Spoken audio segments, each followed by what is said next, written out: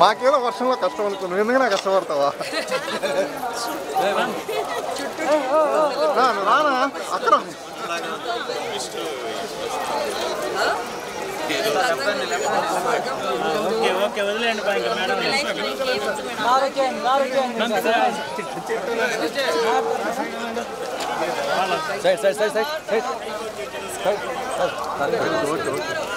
అక్కడ తీసారు ఇస్తారు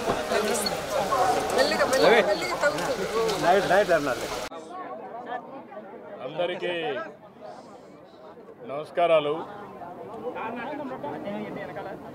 నిన్ననే నేను వెంకటేశ్వర స్వామి దర్శనం చేసుకున్నాను. వెంకటేశ్వర స్వామి కలియుగంలో ధర్మాన్ని కాపాడు కోసం ఆయన మనందరికీ ఒక ధర్మాన్ని పరిరక్షించడం కోసం ఇక్కడికి వచ్చారు. అలాంటి వెంకటేశ్వర స్వామిని దర్శనం చేసుకొని ధర్మాన్ని కాపాడడం కోసం ఆయనకు ప్రార్థనలు చేసి ఈరోజు నేను దుర్గమ్మ తల్లిని దర్శనం చేసుకున్నాను. శక్తి స్వరూపణి, ఎవరికి ఎక్కడ అన్యాయం జరిగినా కాపాడే శక్తి ఉండే తల్లి. ఆ తల్లిని ఈరోజు నేను దర్శనం చేసుకున్నాను. నేను ఒకటే కోరాను, ధర్మాన్ని పరిరక్షించమని, దుష్టుల్ని శిక్షించమని, మళ్ళీ సమాజానికి అన్ని విధాలా బాగు జరిగే విధంగా ఆశీర్వదించమని పూజలు చేశాను. తెలుగు జాతి ఒక అత్యున్నతమైన జాతి. ఈరోజు ప్రపంచం మొత్తం తెలుగువారికి గుర్తింపు వచ్చే పరిస్థితి వచ్చింది. అదే సమయంలో ఇక్కడ 5 కోట్ల మంది ఆంధ్రప్రదేశ్ రాష్ట్రంలో అనేక ఇబ్బందులు పడే పరిస్థితికి వచ్చారు. నేను కష్టకాలంలో ఉన్నప్పుడు, నాకు ఇబ్బందులు వచ్చినప్పుడు ఒక ఆంధ్రప్రదేశ్లో ఉండేవారే కాకుండా భారతదేశం మొత్తం, ప్రత్యేకంగా తెలుగు ప్రజానీకం దీనికి సహకారం ఇస్తూ భారతీయులందరూ కూడా రెస్పాండ్ అయ్యారు.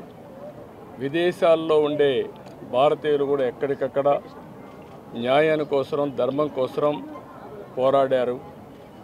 ఎక్కడికక్కడ ప్రార్థనలు చేశారు. ఇప్పుడు కూడా ప్రార్థనలు చేస్తూనే ఉన్నారు. ఎంతోమంది మహిళలు అయితే ఇళ్ళలో దుర్గమ్మను పూజ చేయడం, ఎవరెవరి మనోభావాలు ఏ విధంగా ఉన్నాయో ఆ మనోభావాల ప్రకారం వాళ్ళు నమ్ముకున్న దేవుణ్ణి ప్రార్థించారు.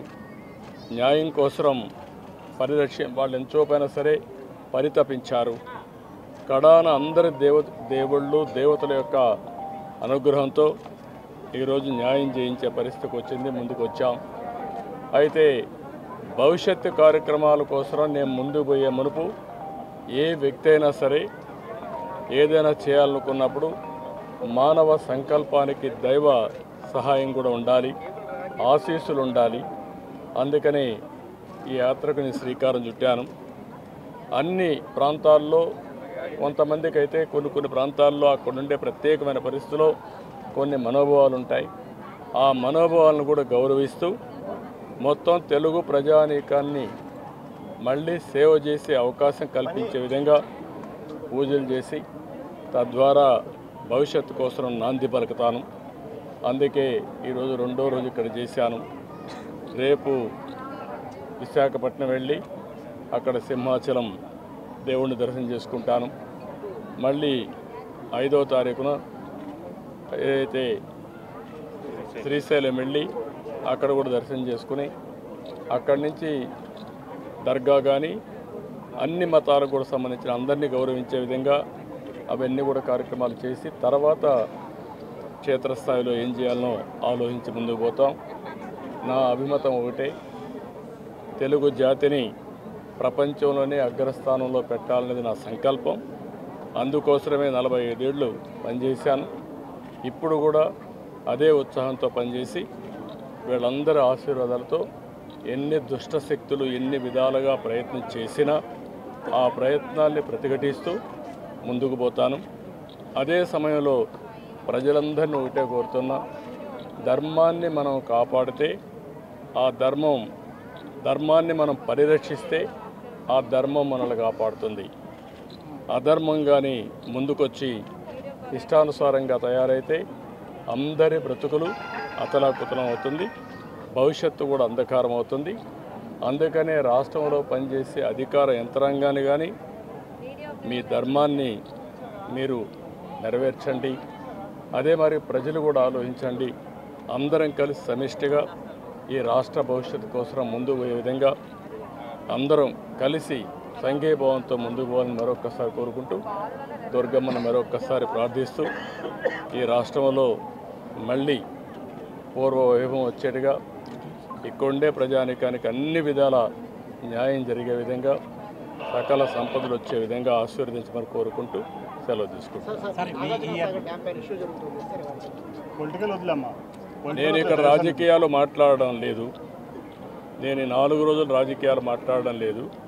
మా పార్టీ ఏదైనా స్పందన ఉంటే పార్టీ వాళ్ళు ఇస్తారు. నేను ఇప్పుడు ప్రత్యేకంగా ఒకటే ఆలోచించాను. ఇవన్నీ కూడా నేను చెప్పిన బ్రాడ్ కాన్సెప్ట్లో భాగం. ఆ విషయం మీరు గుర్తుపెట్టుకోవాల్సిన అవసరం ఉంది. నేను ఏదైతే చెప్పానో రకరకాల పన్నాగాలు ఉంటాయి, అవన్నీ నేను ఇక్కడ మాట్లాడడం లేదు. రాజకీయాలు మాట్లాడేటప్పుడు స్పష్టంగా నిర్మోహమాటంగా మాట్లాడితే చెప్పాను. ఈ 54 రోజుల పాటు ప్రపంచవ్యాప్తంగా తెలుగు వారితో పాటు మిగతా వాళ్ళందరూ కూడా మీకోసం నిరంతరం పూజలు కానీ మొత్తం ప్రపంచం మొత్తం కూడా మళ్ళీ ఎలా ఫీల్ అవుతున్నారు ప్రజెక్ట్? ఇది నా జన్మ సార్థకమైంది. ఒక వ్యక్తి కావాలని చెప్పి ఏ విధంగా అయినా సరే ఇబ్బందులు పెట్టినప్పుడు చేసిన పని గుర్తుపెట్టుకోవడం అనేది చాలా అరుదు. అందులో కలియుగంలో ఉన్నాం. ఈ కలియుగంలో మరీ మర్చిపోతూ ఉంటాం. అలాంటి సందర్భంలో ఎన్ని ఒత్తిళ్లు వచ్చినా ఎక్కడికక్కడ ప్రతిఘటించి రోడ్డు మీదకి వచ్చి వాళ్ళ యొక్క సంఘీభావాన్ని తెలియజేశారు, నిరసనలు తెలియజేశారు. హోరెత్తించే విధంగా వాళ్ళంతా కూడా ముందుకు పోయారు. ఒక దేశం కాదు, 70-80 దేశాల్లో చేశారు. హైదరాబాద్లో అయితే చాలా ఇబ్బందులు వస్తే కడాన గచ్చిబౌలిలో కాల్ ఇచ్చారు. సైబర్ టవర్స్ 25 సంవత్సరాలు పూర్తి చేసుకున్న సందర్భంగా గ్రాటిట్యూడ్ కన్సార్ట్ అనే పేరు పెట్టి ఒక్క పిలిపిస్తే ఎవరు దానికి నాయకత్వం వహించలేదు. వాళ్ళే చేశారు. రాజకీయ పార్టీలు లేవు, మహానాయకులు లేరు. మామూలుగా ఉద్యోగస్తులు ఒక పిలుపునిస్తే లక్షల మంది జాయిన్ అయి న్యాయం కోసం నినదించారంటే అది నా జీవితంలో ఎప్పుడూ మర్చిపోలేను. అలాంటి సంఘటనలు ఒకరోజు కాదు, 53 రోజులు ఇప్పటికి కూడా పూజలు చేసేవాళ్ళు కాశీకి వెళ్ళి కోటి దీపారాధన చేశారు, అన్నదానాలు చేశారు, అనునిత్యం ప్రార్థించారు.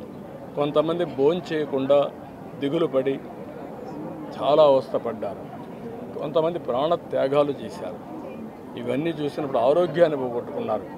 ఇవన్నీ చూసినప్పుడు నా జన్మ సార్థకమైందని నేను భావిస్తున్నా.